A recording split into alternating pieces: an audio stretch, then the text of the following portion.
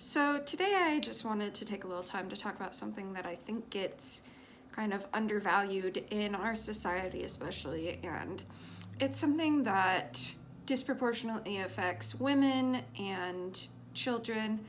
And so I'm talking about housework. So when I say housework, I mean cleaning, doing the laundry, taking care of small infants, anything like that that's considered domestic work. And I want to make a case for turning that domestic work into family work instead. So what I mean by that is that the whole family is engaged. Everyone's working together and people aren't isolated in it. So recently I was studying for a class that I'm taking, and it was talking about the history of domestic work. It used to be that the family would all work together on anything that needed to be done, right? You had mothers and children cooking in the kitchen together and then going out and helping with the horses, and everyone would help when it came to harvest time. Really, nobody was working on their own, and everybody was doing some form of domestic work, because without that, they just wouldn't survive. If push came to shove and the dad couldn't milk the cows, and the family didn't band together to milk the cows, then the cows would get sick and die, and then the family wouldn't have any milk through the winter. So it was really kind of a necessity that everyone made sure that these things got done. But as the Industrial Revolution happened, and as men began to leave the house and go work in factories, go work in offices, it kind of became this thing where they weren't working with their families anymore. So they had their own thing, and it had monetary value, and it was considered important.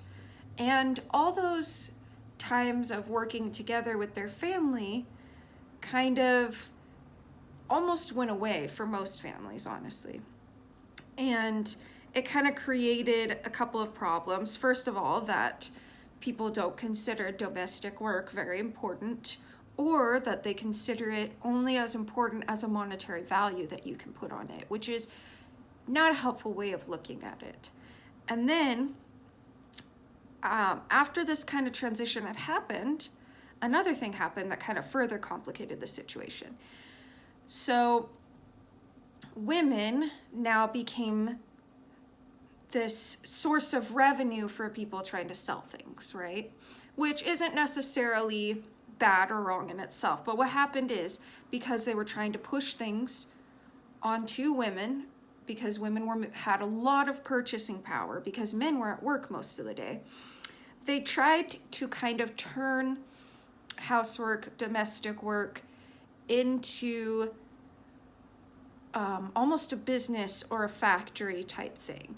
So some of the products they came up to help with for women were invaluable, but they kind of also pushed this idea that housework needs to be done the same way that you would do factory work.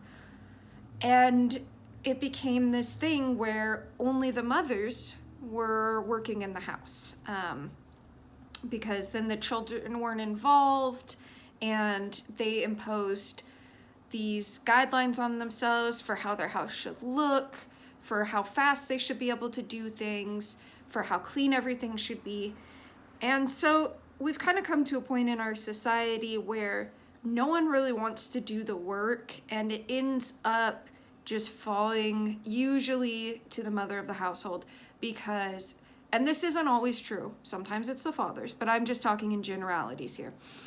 Usually it falls to the mother of the household because they're the only one who at the end of the day will just end up begrudgingly doing it.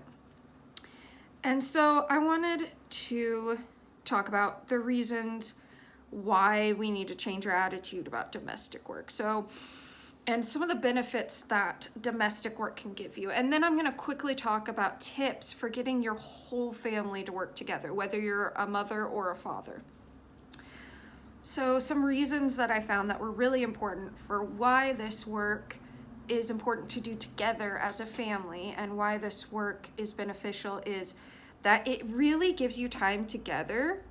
And this kind of time together is a lot more beneficial than watching TV or doing certain other activities together, because what it gives you is time where your hands are occupied, so you're not super bored, but your mind is not so occupied that you can't talk. So really, I remember doing projects with my mom.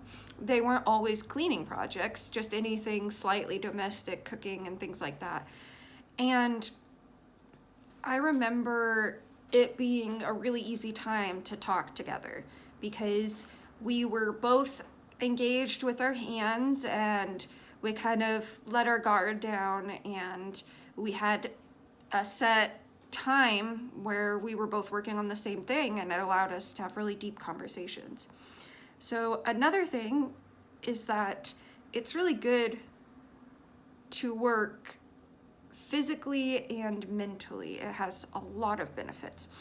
So physically, if you take the time to maybe start making more food at your house, or keeping your house cleaner, or engaging in those projects that you're always putting off, like if you want to repaint a certain bedroom or put up some shelves, it takes physical work, which in our society, we do not get enough physical work. I know in some other societies, they still do, so they don't have to worry about that. But really, in America and the Western world, we usually do not get enough physical work day to day.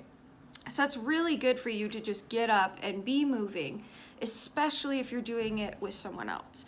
And it's also really good mentally. So like I said, you have a time to talk, but even if you aren't talking, it kind of gives you some moments that aren't so hectic, right? It gives you some moments where you know what you're doing, where you have a certain goal and you can kind of complete that goal. And so it can really, really improve different aspects of your health. Another thing is that for your children, it kind of gives them the opportunity to serve others. The home is where they learn how to treat other people in the world. So if they just clean up after themselves and then they go off and try to have their own family, they're not going to be used to having to think about anyone else's needs. Not in a selfish way, but just more in they don't understand what it really takes to run a household. So it's really important that you have your kids engaged with you.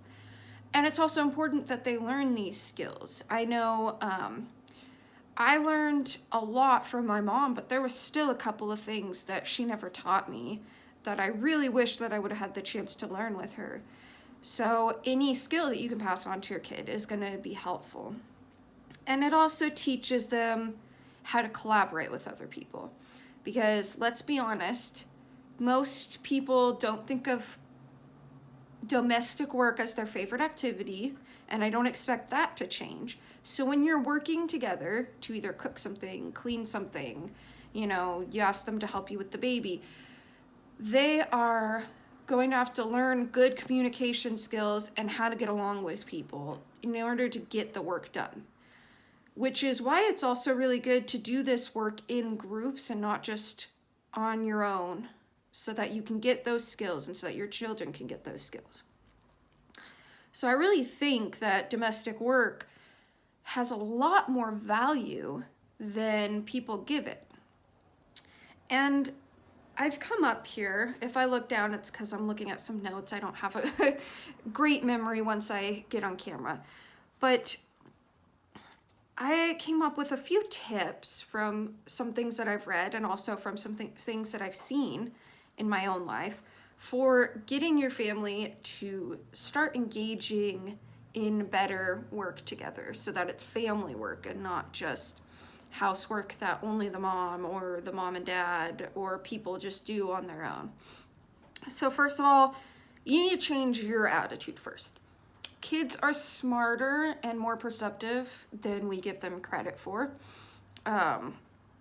They can sniff out if you are in a bad mood or you really hate what you're doing. And now, you're never going to absolutely love the idea of doing dishes probably. I know some people kind of enjoy it, but everyone has a chore that they don't love, right? So you're never gonna like be like, woohoo, yay, I get to do the dishes now. That's not realistic. But what I'm talking about is having a pleasant attitude, right? Not feeling like you're gonna die because you hate it so much. So what we're looking for is just, oh, this is something that has to get done. Let's get it done in a happy and relatively painless way. So not a bad attitude. The second thing is, don't try and make it super business-like, super organized, over-organized. The family does not run the same way as a business does. And we try to almost, with intense chore charts and really intense time schedules, we try to almost make the family run like a business, but it's not the same thing.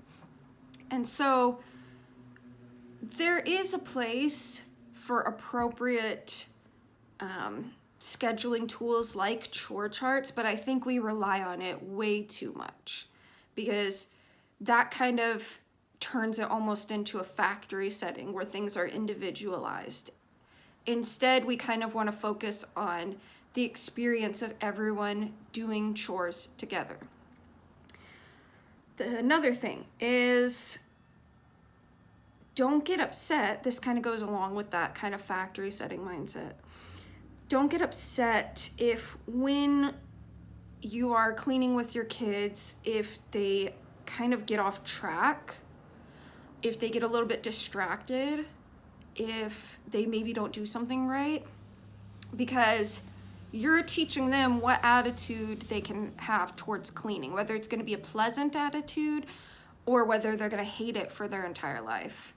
You're teaching them about work in general, how they should feel about work. And work is not the enemy of life. Work can actually make your life so much better. So if they do get distracted, if they do get off track, just gently point them back in the right direction.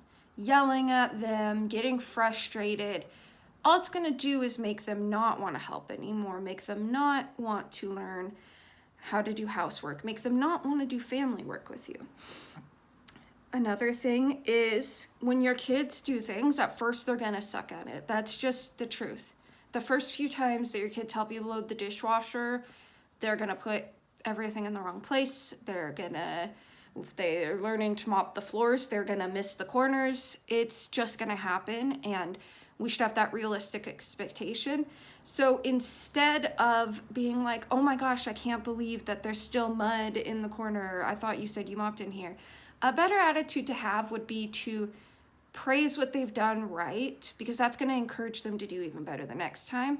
And then the next time that chore comes around, this is also part of family work because you'll have to be attentive and working with them in order to do this. The next time the chore comes around, you want to teach them gently how to do it. Show them the part they didn't do right, and then keep praising them. I promise you that'll be much more effective than getting mad at them. Another thing is, I think while you do want it to be lighter than most families have it, while you don't want it to be angry, there are some things that you are just going to have to make mandatory. Maybe it's keeping food out of the room, or maybe it's, that they have to do a certain chore that no one in the house wants to do. There are some things that you will just have to say, I'm sorry, this is how it is, you're just going to have to do it. So don't be afraid to tell them what needs to be done. And then the last thing is,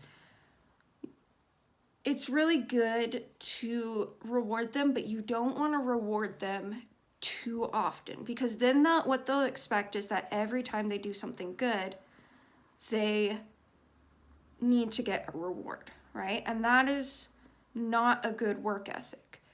Like, think of all the people who have really mastered something in life, whether it's a great artist, a great singer, a great musician, or whether it's a philanthropist or someone who gets has a really big importance in politics. All of them had to learn that you don't get rewarded for every little thing you do. Otherwise, they would have given up. A violinist does not get rewarded every single time they practice. The violinist doesn't even get rewarded every single time they perform. Sometimes they're going to have bad performances, or sometimes people aren't going to be interested. And that's okay. So while I do think that an occasional reward, especially if the reward just is almost spontaneous afterwards, like, wow, we had a really good time cleaning the dishes together, let's go get an ice cream.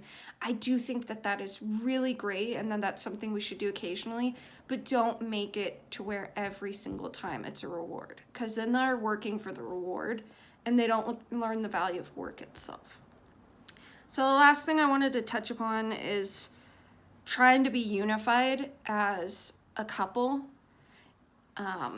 Because I've been talking a lot about how to get your kids to work with you, but whether you're a husband and your wife wants to do things on her own or is not interested in doing things with you, or whether you're a wife who feels like they're doing everything, I think a lot of it, because you're dealing with an adult, it is almost harder than working with a kid, because you can't tell them, okay, I'm sorry you don't want to do it, but we have to do it now.